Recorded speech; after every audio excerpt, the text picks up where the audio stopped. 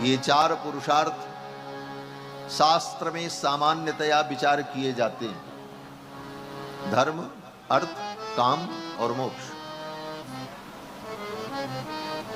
लेकिन ये पुरुषार्थ की कोटि में हो,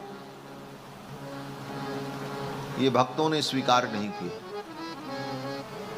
पुरुषार्थ उसे कहते हैं जिसे पाने के लिए बहुत श्रम करना पड़े। धर्म पहला पुरुषार्थ।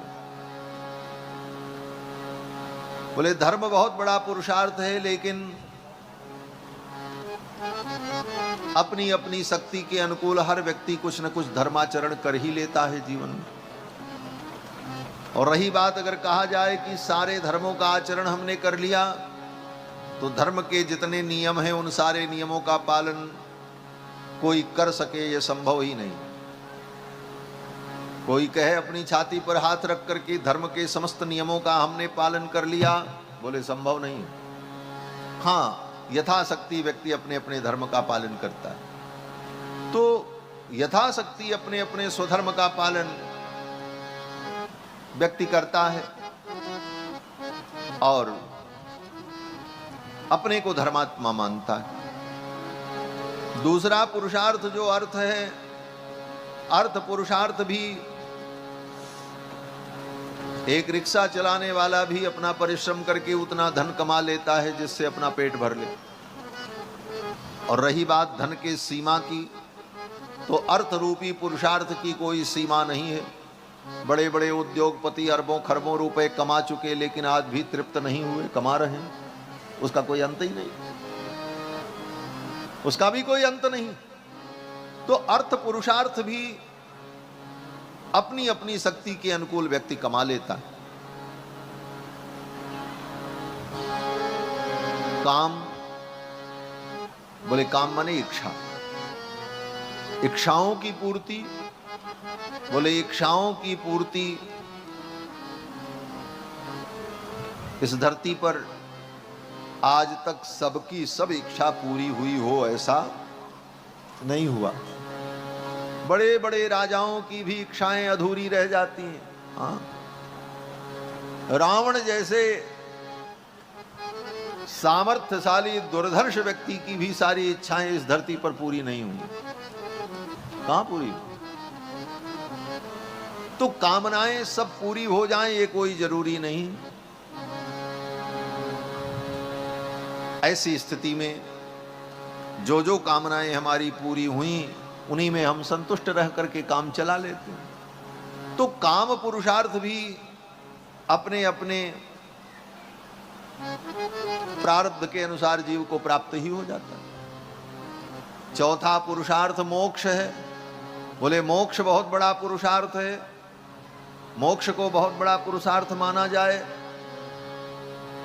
कहते हैं भारत जैसे देश में मोक्ष भी कोई बहुत बड़ा पुरुषार्थ नहीं है। क्यों? बोले मोक्ष को तो शास्त्र ने बहुत बड़ा पुरुषार्थ कहा है।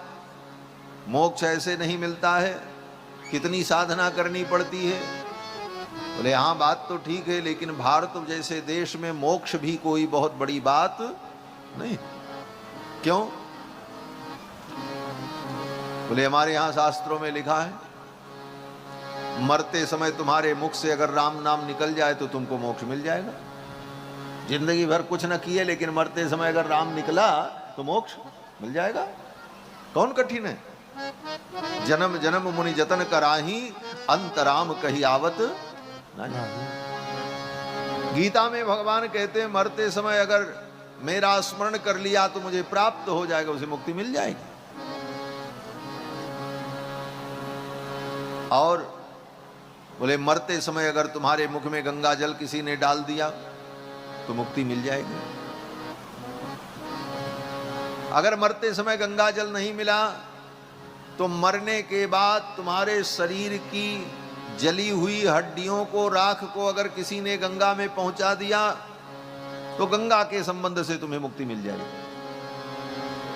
आखिर गंगा इसीलिए तो धरती पे आई थी, सगर के पुरखों का उद्धार करने के लिए जब आई थी तो वो सब तो पता नहीं कई हजार वर्ष पहले मर चुके थे। उनकी केवल राख पड़ी थी, और राख भी क्या, जहां पर वो जले हुए थे उस भूमि पर उनके शरीर का कुछ राख का अंश पड़ा था, बाकी तो वर्षों बीत गए थे।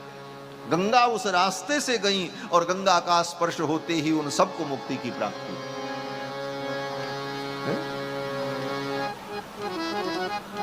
व्यक्ति के शरीर का कोई भी अंश गंगा से संपृक्त हो जाए तो उसे मुक्ति की प्राप्ति होती। एक घटना आपको बताऊं, हमारे पूज्य गुरुदेव भगवान एक बार तीर्थराज प्रयाग गए, साथ में हम लोग थे, अक्सर जाया करते थे, काशी प्रयाग गुरु जी का जाना होता ही था। प्रयाग पहुंचे, माघ का महीना था, गंगा स्नान जब हुआ तो गंगा स्नान करने के बाद गुरुजी ने कहा जितना कंबल है सब धो डालो गंगा में। अब गुरुजी की आज्ञा हो गई, कंबल धो डालो, तो धोना पड़ा। अब ठंडी में रात में क्या ओढ़े, वो कंबल भीज करके इतना वजनी हो गया, कंधे पर लाद करके लेकर के हम लोग आए, बड़ी परेशानी हुई। तो जब गुरुजी एकांत बैठे तो हम लोगों ने पूछा